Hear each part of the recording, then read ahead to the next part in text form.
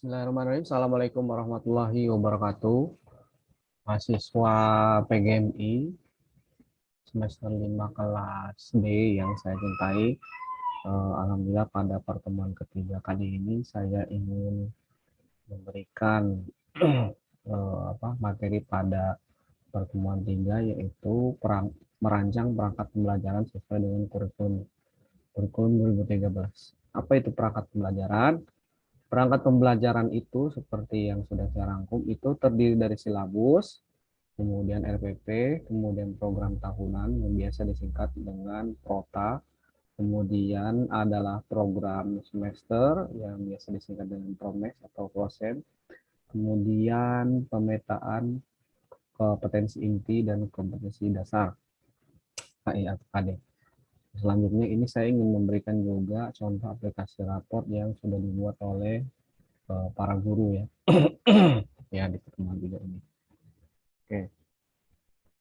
Selanjutnya kita ingin memberikan sekilas apa itu perangkat pembelajaran ya.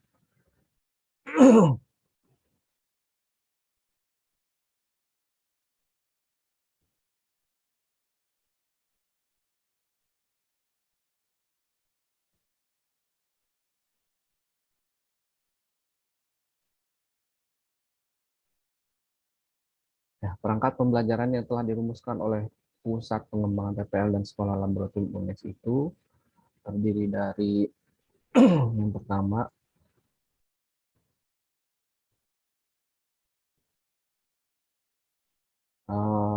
silabus itu mengacu pada Permendikbud nomor 23 tahun 2016 tentang standar proses pendidikan dasar dan menengah. Nanti akan saya kasih ini Permendikbudnya supaya kita sebagai insan pendidikan juga harus melek hukum, tahu dasar hukumnya dalam menentukan silabus, pemetaan KIKD dan seterusnya. Kita harus tahu Permendikbud terlebih dahulu sebelum menentukan silabus dan lain-lain perangkat pembelajaran. Selanjutnya komponen silabus itu terdiri yang pertama itu identitas ya. Kalau misalnya SD apa saja, terus identitas sekolah melalui satuan pendidikan dan kelas, kompetensi inti ya, terus kompetensi dasar, kemudian tema. Nah ini untuk kelas rendah dan kelas tinggi tentu ada klasifikasinya ya. Untuk kelas rendah biasanya pembelajaran tematik, menjelang kelas tinggi sudah mengalami pengkhususan, misalnya kita belajar matematika dan IPA dan seterusnya.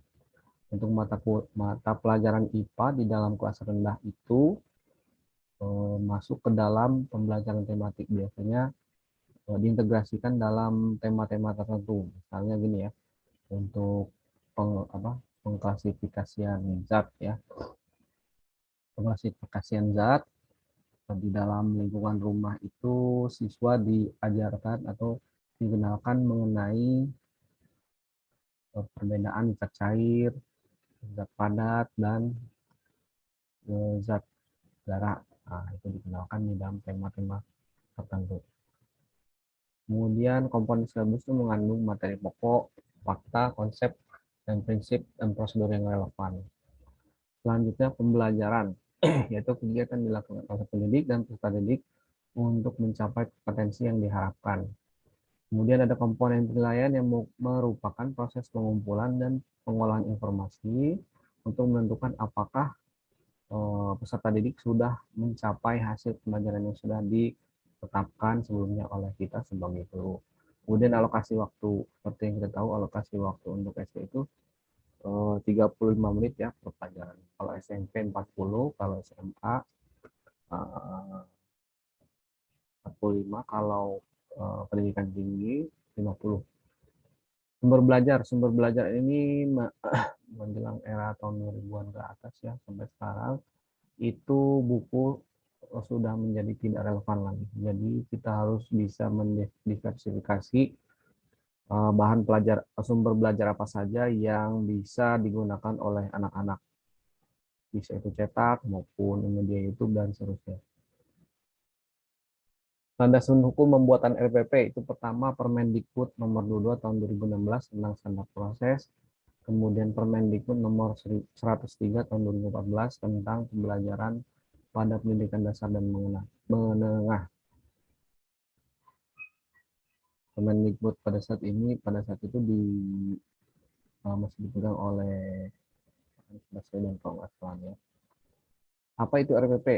Jadi RPP itu dari pengertian RPP ini dari apa maksudnya dari Permendikbud itu kita dirumuskan bahwa komponen pertama itu adalah RPP. RPP itu adalah rencana kegiatan pembelajaran tatap muka untuk satu pertemuan atau lebih. Jadi RPP ini dikembangkan dengan tujuan dari silabus ya, dikembangkan dari silabus untuk mengarahkan kegiatan pembelajaran peserta didik dalam upaya mencapai kompetensi dasar.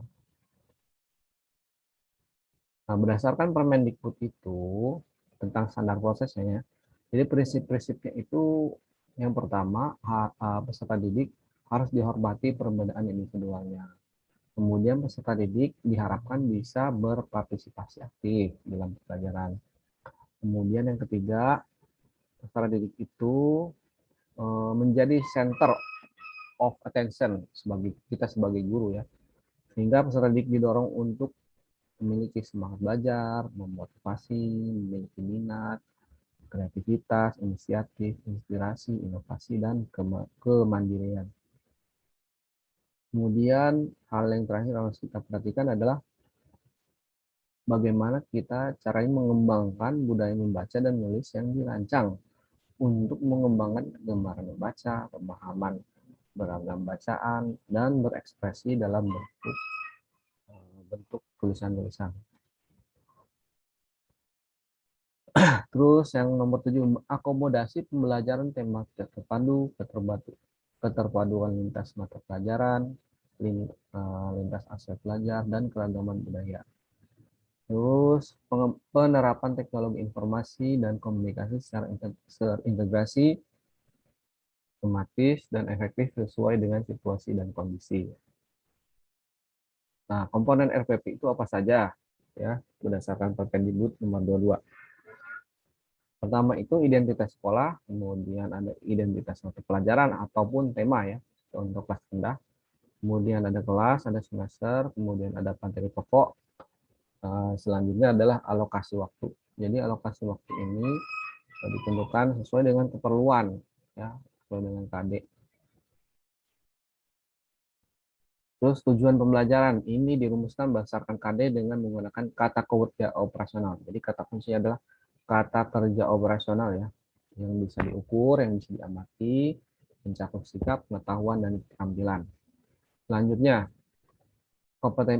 komponennya itu adalah mengandung kompetensi dasar, indikator pencapaian kompetensi.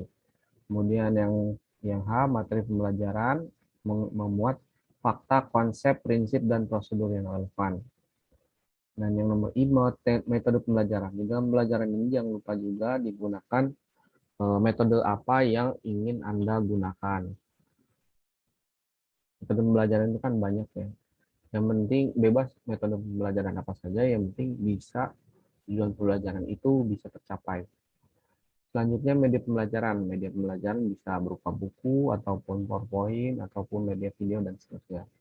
Sumber belajarnya apa ya.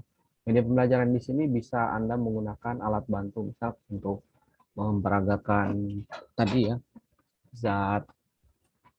membedakan zat padat, zat cair, dan zat bentara. Tentu harus ada bentuk realnya gitu, dihadirkan ke dalam kelas secara virtual maupun kelas secara nyata. Sumber belajar, kemudian langkah-langkah pembelajaran, kemudian penilaian hasil pembelajaran.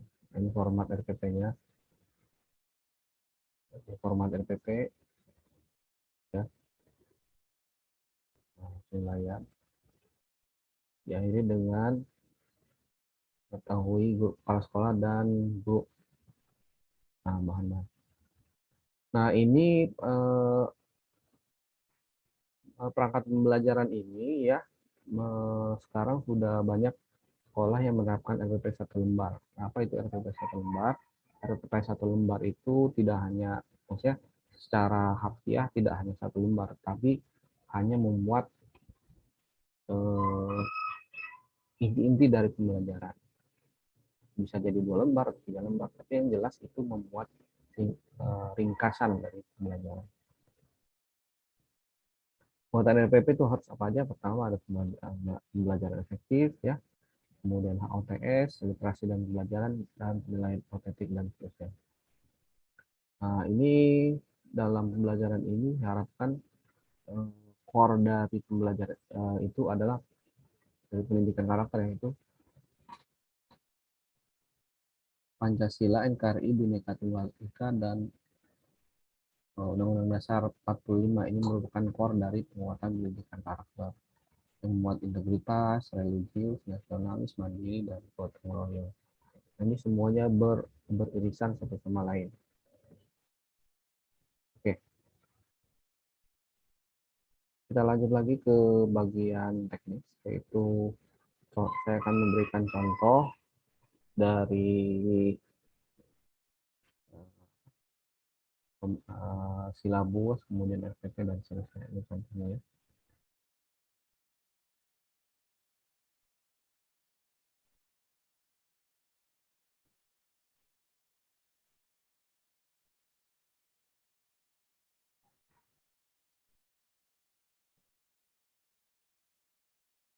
Nah, ini saya sudah siapkan untuk Anda sekalian perangkat pembelajaran yang sudah saya cari referensinya dari berbagai macam sumber, berbagai macam sumber, ya, mulai dari silabus, kemudian protap, prosem, pemetaan, KKM, KIKD, jurnal, dan yang terakhir itu adalah aplikasi raport, ya. Jadi aplikasi raport ini merupakan template supaya tidak guru tidak perlu repot-repot merumuskan penyajiannya, gimana cara menyajikan aplikasi raportnya.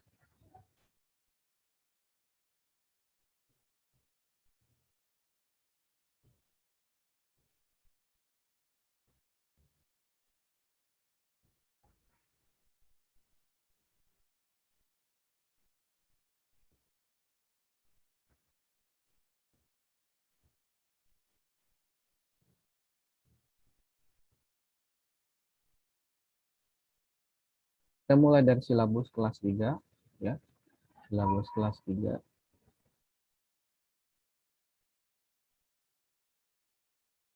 Saya membukanya.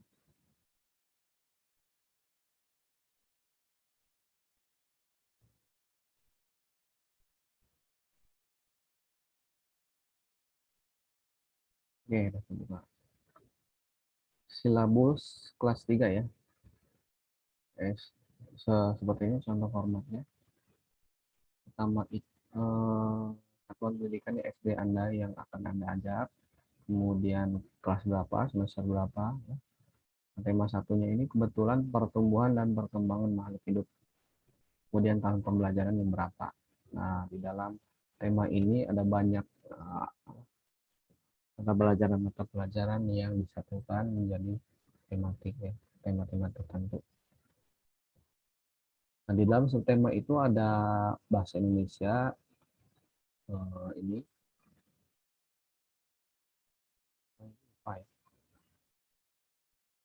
bahasa Indonesia itu lebih pada, kalau di bahasa Indonesia ini cara menjawab, membaca dan menjawab pertanyaan sesuai teks tentang ciri-ciri makhluk hidup.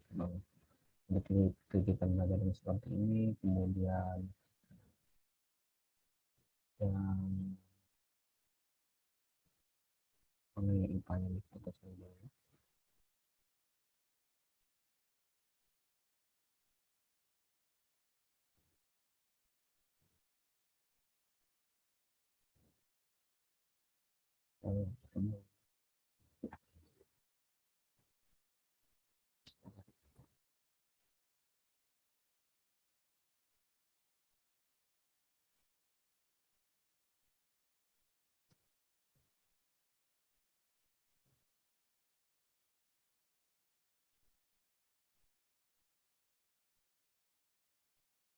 Oke, supaya tidak dicantumkan di sini.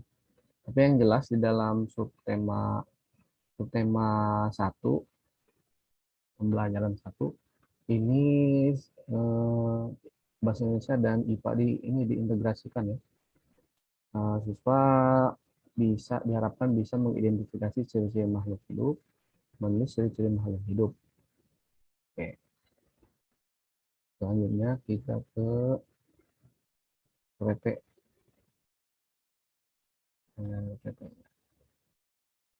RP 1 lembar.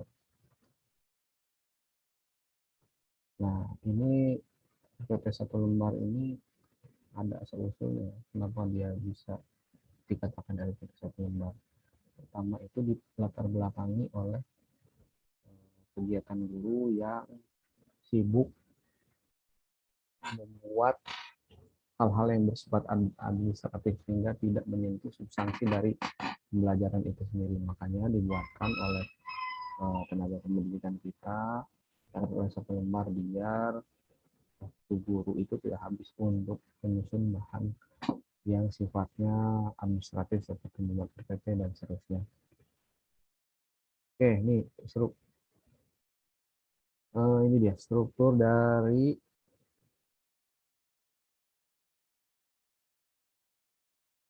ya, RPP 1 lembar. Contohnya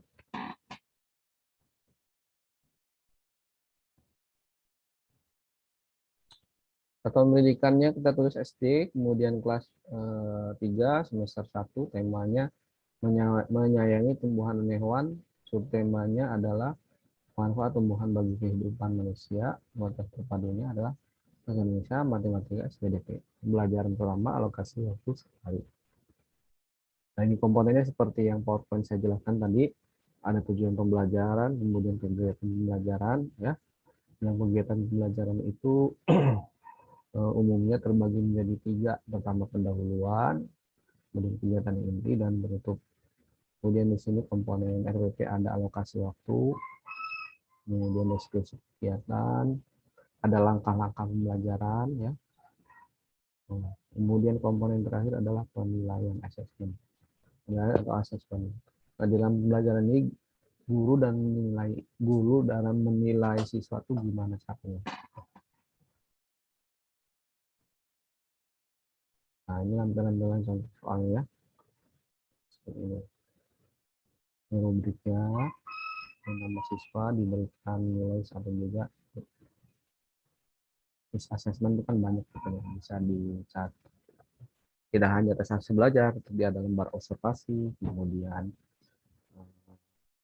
angket. Kemudian komponen yang D itu sumber dan media. Bisa berupa teks ataupun buku pedoman pembelajaran, kemudian gurunya. Nah, ini refleksi guru dalam pembelajaran pertama itu apa yang bisa direfleksikan atau dievaluasi sama pembelajaran, ada yang kurang atau ada yang salah gitu. Oke. Selanjutnya, dan ada RPRP, ini Anda diharapkan bisa juga menentukan protap proses, nanti Anda bisa kembangkan sendiri ya. Kita langsung ke yang terakhir saja, aplikasi rapor ini.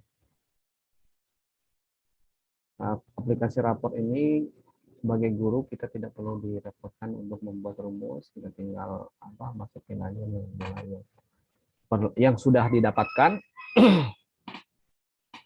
Oke. Ini dia ya. Luar biasa nih pengembangnya ini.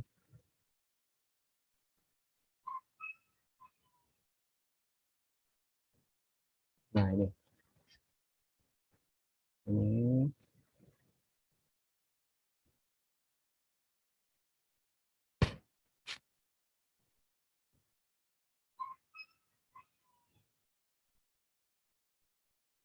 nah, Anda tinggal input sekolahnya, identitasnya. Nah, dari sini ditentukan KKM-nya berapa, KIKD-nya apa, kemudian nama siswanya apa, kemudian indikatornya, kaki, ya, terus seperti apa, ya, laporan per bulan, ini tinggal input saja nih.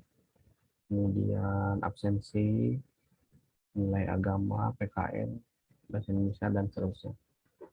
Begitu ya, mahasiswa sekalian, mudah-mudahan bisa menjadi pembelajaran. Anda tinggal mengembangkan apa yang sudah ada. Ya, ucapkan terima kasih. Insya Allah kita ketemu lagi. Assalamualaikum warahmatullahi wabarakatuh.